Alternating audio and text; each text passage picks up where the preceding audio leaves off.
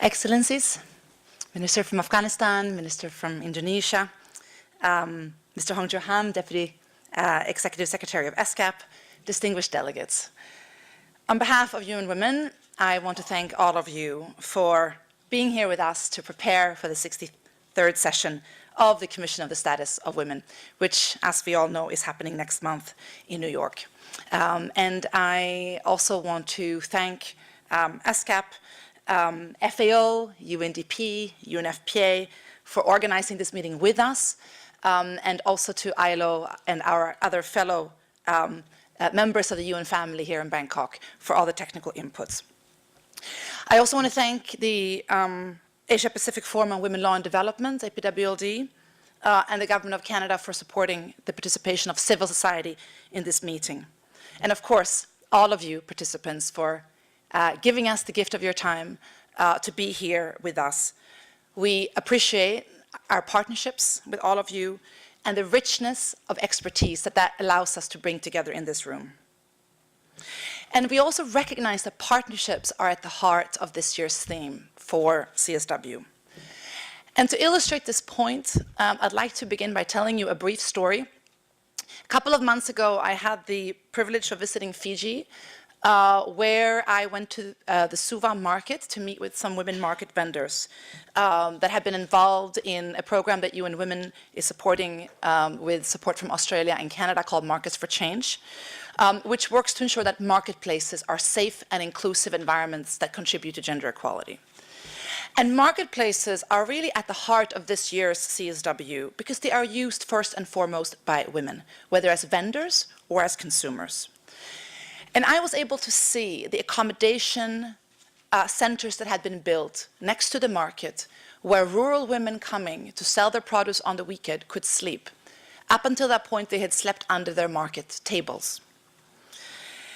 And I was able to see the restrooms that had been built because the local city officials realized you could not have equal numbers of male and female restrooms when 75 or 80% of the vendors are women. And I learned that through partnerships with local government, but also with private banks, health services, financial services are now being brought to the women in the markets because they found it difficult to go and seek those services outside.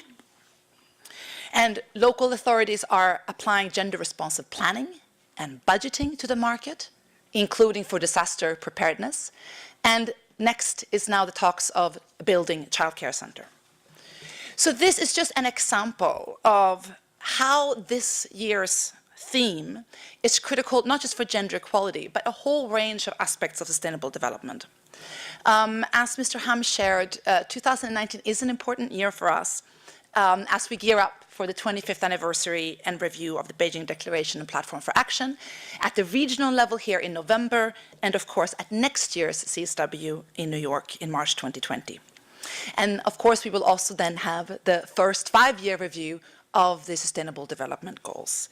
So I'm really glad that at this meeting we'll also have the chance to discuss the linkages between these processes. Now, if we look back at the last 2 decades or so, we have seen incredible progress across our region, both economically and socially. In just 1 generation, more than 1 billion people in this region have been lifted out of extreme poverty. Maternal mortality is less than half than what it was in the year 2000. And we have achieved, at least at the primary education level, gender parity in much of our region. So that's one side, but there's a different side to the story.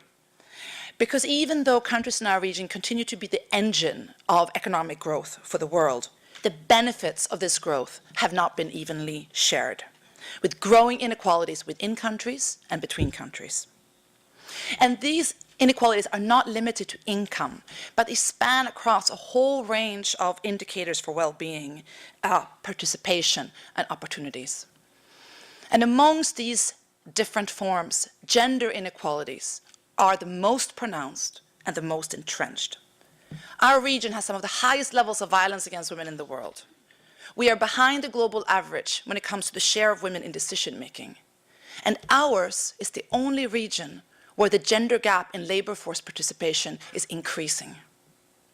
So why is this? A recent study that UN Women did together with the Asian Development Bank on gender equality and the SDGs sheds some light on this question.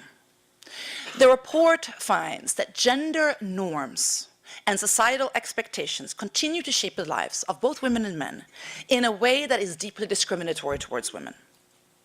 In both developed and developing countries, women are forced to leave the workplace to have families, or are forced to, quote unquote, choose jobs that are less secure. In fact, more than 8 out of 10 working women in our region are in informal or vulnerable employment. And recent data also shows that women and girls spend on average 4 times as much on unpaid care work as men.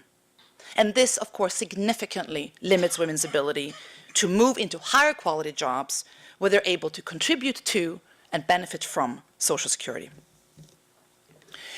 The report also finds that we have a few main trends in our region that really require a much more gendered lens. First of all, new technologies and innovation offer tremendous opportunity for employment and social protection. But these trends can also make women more vulnerable to losing jobs and losing benefits because they are overrepresented in low-skilled jobs that can be automated by advances in technology. And this is why we are working on issues such as second chance education and vocational training for women to help them build the critical skills that they need to take advantage of employment and entrepreneurship opportunities. Secondly, rapid urbanization is putting immense pressure on public services and infrastructure, whether water, sanitation, electricity, transport. And investments in all these sectors need a gendered response because women and men benefit from these services and use these services differently and are impacted by them in different ways. And of course, we also need to recognize that the lack of safety for women and girls directly limits their ability to move and to participate in schools, work, and public life. And that's why from Pakistan to Papua New Guinea, we are working with our partners to expand provision of safe public bus systems so that women and girls can get to work and get to school without the risk of sexual harassment and violence in public places. And the third of these trends concern the demographic shifts.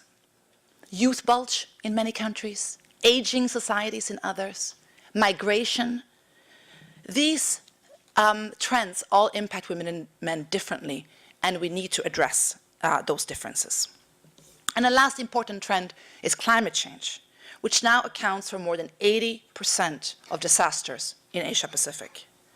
And data shows that in almost all disasters, women are not just more likely to die in disasters due to gender norms, but they're also impacted in different ways through the loss of assets, loss of livelihoods, and destruction of public services. So these are just some examples of why it's so important that the CSW this year is focusing on tackling gender inequalities in social protection systems, public services, and sustainable infrastructure. And we have the evidence to know what is needed. 1, we need well-coordinated and gender-responsive investments in social protection. This is key for closing gaps in poverty and income security. We have very good examples of good practice across the region, but we still need to expand coordinated policy action and financing. 2, we know that we need gender-responsive public services that are affordable, that are accessible, and that are of high quality, whether it's childcare services, whether it's health and education, or public transport.